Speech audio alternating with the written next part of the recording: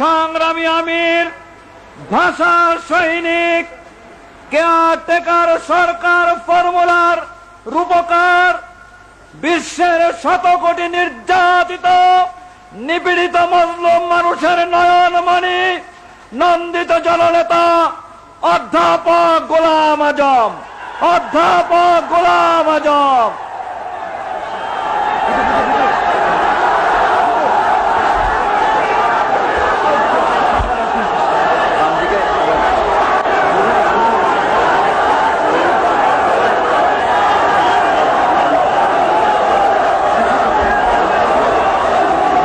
আলহামদুলিল্লাহ রাব্বিল আলামিন,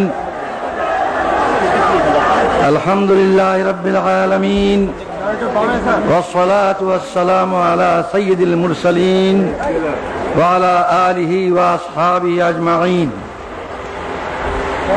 এই শুকরিয়া দিবস উপলক্ষে আয়োজিত এই মহাসমাবেশের সভাপতি, ইসলামী আন্দোলনের নেতৃবৃন্দ, আর আমার প্রিয় সংগ্রামী দেশবাসী, আসসালামু আলাইকুম ওয়া রাহমাতুল্লাহ।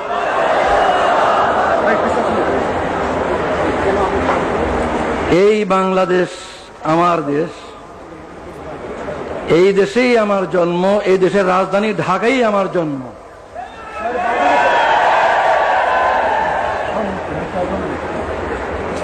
জন্মগত নাগরিকত্ব আল্লাহর দান, কে কোথায় জন্ম নেবে এটা ফয়সালা তিনি করেন। এই জন্মসূত্রে নাগরিকত্ব কেড়ে নেওয়ার কোনো অধিকার নেই। তবু কেড়ে নেওয়া হয়েছিল। আজ আমার কোনো দুঃখ নাই, আমার কোনো দুঃখ নাই। আল্লাহ তাআলা সম্মানের সঙ্গে আমার দেশের সর্বোচ্চ আদালতের মাধ্যমে আমার নাগরিকত্ব ফিরিয়ে দিয়েছেন, আলহামদুলিল্লাহ। নাগরিকত্ব হচ্ছে সকল অধিকারের ভিত্তি। যদি নাগরিকত্বই স্বীকৃতি না হয় তাহলে আর কোনো অধিকারই স্বীকৃত হয় না। যেহেতু সরকার আমার নাগরিকত্ব স্বীকার করেনি এতদিন পর্যন্ত, এই কারণে রাজনৈতিক অধিকারও আমার ছিল না। সরকারের নিকট রাজনৈতিক অধিকার স্বীকৃত ছিল না, আর বাকি অধিকার তো প্রশ্নই ওঠে না। আলহামদুলিল্লাহ, আজ আমি আপনাদের মতোই একজন নাগরিক। এই দেশের 12 কোটি মানুষের মতোই আমি একজন জন্মসূত্রে নাগরিক।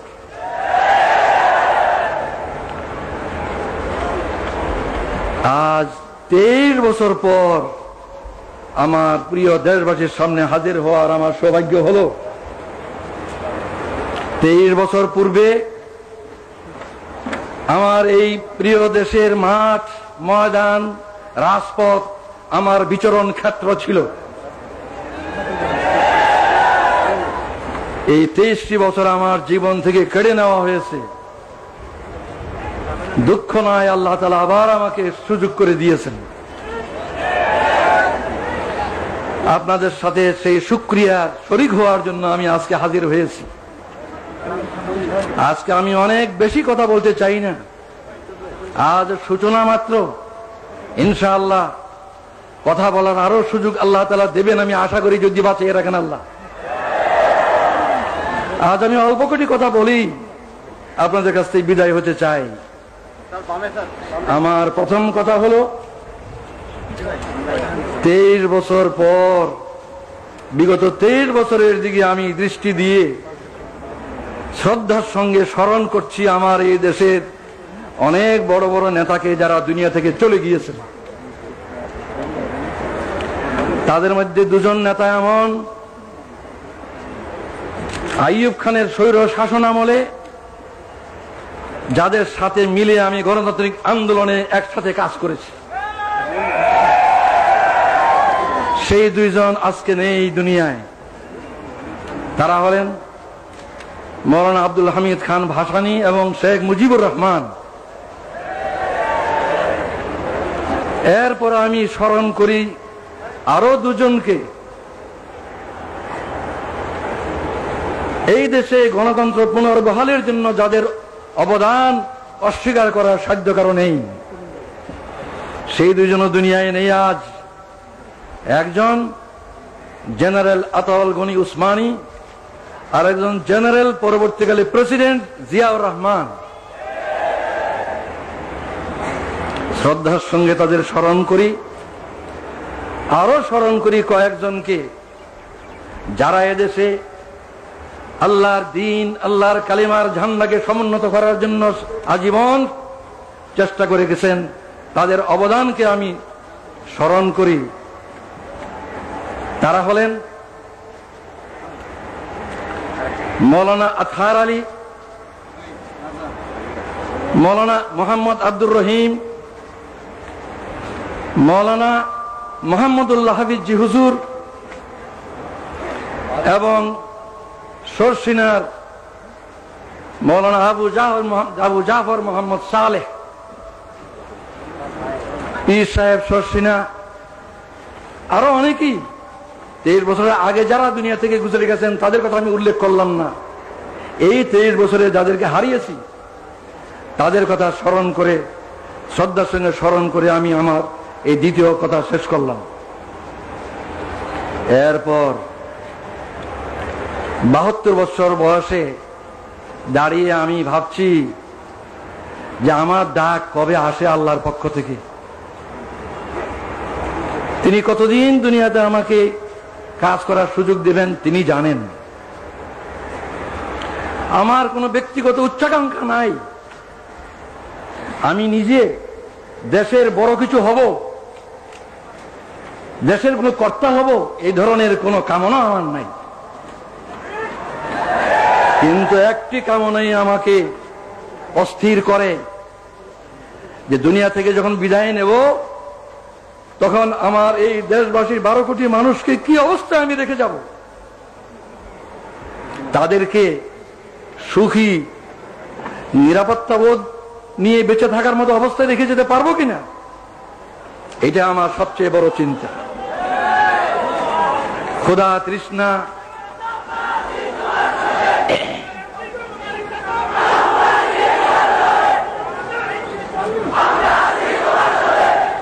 আমার এই সাধনা, এই চিন্তা কিভাবে এই দেশের স্বাধীনতা সার্বভৌমত্ব থেকে হেফাজত করা যাবে আর কিভাবে এই দেশের জনগণকে সুখী করা যাবে।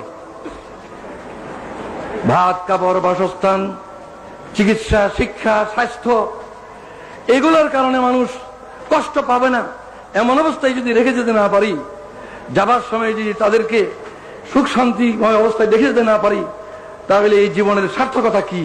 এটি আমার একমাত্র ধান্দা।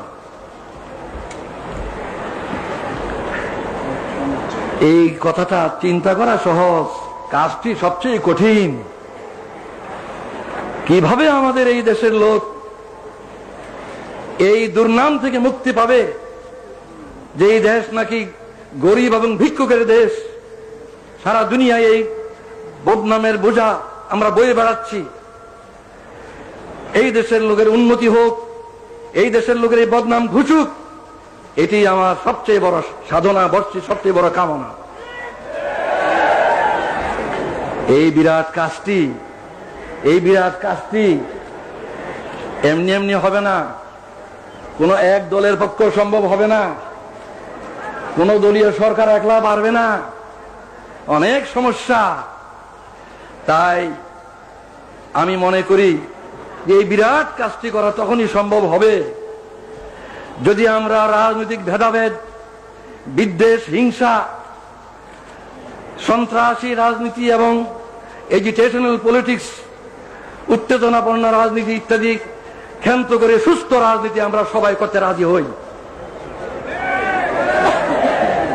আমি মনে করি যে দেশ গড়ার চিন্তা ভাবনা যাদের আছে তারাই রাজনীতি করেন, আর রাজনীতির ময়দানে যারা নেতৃত্ব দিচ্ছেন তাদের চেষ্টা সাধনের উপরই এই জনগণের ঐক্য নির্ভর করে। জনগণের মধ্যে বিভেদ সৃষ্টি করে কোনো নেতৃত্ব সফল হবে না। জনগণের মধ্যে ঐক্য সৃষ্টি করেই সত্যিকার ভাবে দেশের কল্যাণ করা সম্ভব। এই ঐক্যের জন্য আসুন আমরা সকলে চেষ্টা করি। অতীতের বহু উত্থান পতন হয়েছে, রাজনীতির অঙ্গনে বহুত উত্থান পতন হয়েছে। আসুন আমরা ওইসব অতীতের দুঃখের কথাগুলি ভুলে যাই। আমরা যারা রাজনীতি ময়দানে আসি, আসুন একসাথে বসি, ভাব বিনিময় করি। দেশের সমস্যা অজানা নয়, সবারই কাছে আমাদের জানা। আসল কথা সমাধানের পথ কি, কিভাবে সমাধান করব, এই সমাধানের জন্য আসুন একসাথে বসি, একসাথে চিন্তা করি, মতের বিনিময় করি। আমরা ঐক্যবদ্ধভাবে চেষ্টা করা ছাড়া এই বিরাট কাজ কিছুটি সম্ভব নয় বলে আমি বিশ্বাস করি। আমি দেশবাসীর সকলের কাছে এই কামনা করি যে আপনারাও দোয়া করেন। আমি এই চেষ্টাই করতে চাই, প্রতিটি রাজনৈতিক নেতার দুয়ারে দুয়ারে আমি যেতে চাই, প্রতি নেতার কাছে আমি ধর্ম দিতে চাই। আসুন আমরা দেশকে গড়ি একসাথে মিলে। এই ঐক্য ছাড়া এই দলীয় কর্তৃত্ব, নেতৃত্ব, এগুলি নিয়ে আমরা ঝগড়া করতে পারবো, কিন্তু দেশ গড়তে পারবো না। এগুলি নিয়ে আমরা মারামারি কাটাকাটি করতে পারবো, কিন্তু জনগণকে সুখ শান্তি দিতে পারবো না। আমি আর বেশি কথা বলতে চাই না। এখানে একটা গুরুত্বপূর্ণ কথা আমি বলতে চাই, সেটা হচ্ছে রাজনীতির ময়দানে যারা কাজ করেন, বিভিন্ন দলের মধ্যে মতের পার্থক্য থাকা খুবই স্বাভাবিক, এবং এই পার্থক্যের কারণে রাজনৈতিক সিদ্ধান্ত ভিন্ন ভিন্ন হয়। বিভিন্ন দলের বিভিন্ন রকম রাজনৈতিক সিদ্ধান্ত হয়, এবং এক দলের সিদ্ধান্ত আরেক দলের নিকট গ্রহণযোগ্য হয় না। এটা হয়েই থাকে, এটা স্বাভাবিক। এই কারণে আমাদের মধ্যে যে দূরত্ব পারস্পরিক, এই দূরত্ব দূর করতে হবে। আর দূর করার পথ এটাই যে অতীতকে ভুলে যাওয়া। আমার বিরুদ্ধে যারা ব্যাপক অপপ্রচার করেছেন বহু বছর থেকে, আমি তাদের অপপ্রচারকে কিছুই মনে করি না। তাদের বিরুদ্ধে আমার কোনো বিদ্বেষ নাই, আমি তাদের বিরুদ্ধে কোনো অভিযোগ করব না। তাদেরকে আমি অনুরোধ করব, আসুন আমরা একসাথে মিলে দেশ গড়ার চেষ্টা করি। আমারও যদি কোনো ভুল হয়ে থাকে, ইচ্ছাকৃতভাবে দেশের এবং জনগণের ক্ষতির কোনো চেষ্টা আল্লাহর রহমতে আমি কোনোদিন করিনি। যা ভালো বুঝেছি দেশের জন্য, জনগণের কল্যাণের জন্য করেছি। এরপরেও মানুষের ভুল হয়, ভুল হতে পারে। কেউ আমার কোনো কাজকে ভুল মনে করতে পারেন, তার জন্য তাদেরকে আমি দোষী বলবো না। নবী ছাড়া কে দোষী নয়? দোষ কম বেশি সবারই আছে। তাই যারা আমার কোনো কাজকে ভুল মনে করেছেন, আমার কোনো কাজে অসন্তুষ্ট হয়েছেন, আমার কোনো কাজে ব্যথিত হয়েছেন, দুঃখ পেয়েছেন, আমি তাদের সবার কাছে জানাচ্ছি, আপনাদের এই বেদনার সঙ্গে আমি শরীক, আমিও দুঃখিত। আমি আল্লাহর কাছে দোয়া করি যাতে আমি বাকি জীবন যা কিছু করি কারো মনে দুঃখ না দিই, কারো মনে দুঃখ না আসে এমন ভাবে যেন আমি কাজ করতে পারি। আপনারাও এই দোয়া করুন। সর্বশেষে যে ঐক্যের কথা আমি আজ বলছি, এই ঐক্যের তো ভিত্তি চাই। ঐক্যের কথা সকলেই বলেন, অনেকেই বলেন, কিন্তু ঐক্যের একটা ভিত্তি প্রয়োজন। বিনা ভিত্তিতে ঐক্য কিছুর উপরে দাঁড়াবে? আমার দৃষ্টিতে ঐক্যের ভিত্তি দুটো, একটা রাজনৈতিক ঐক্য আর একটা আদর্শিক ঐক্য। রাজনৈতিক ঐক্য, আদর্শিক ঐক্য, এই দুটো ঐক্যের ভিত্তিতে আমরা এই দেশের 12 কোটি মানুষকে ঐক্যবদ্ধ করতে পারি। রাজনৈতিক ঐক্য মানে হচ্ছে এই বাংলাদেশের যে সীমানা, এই সীমানার ভিতরে যে বাংলাদেশ, এই বাংলাদেশের স্বাধীনতা, সার্বভৌমত্বকে হেফাজত করতে হবে।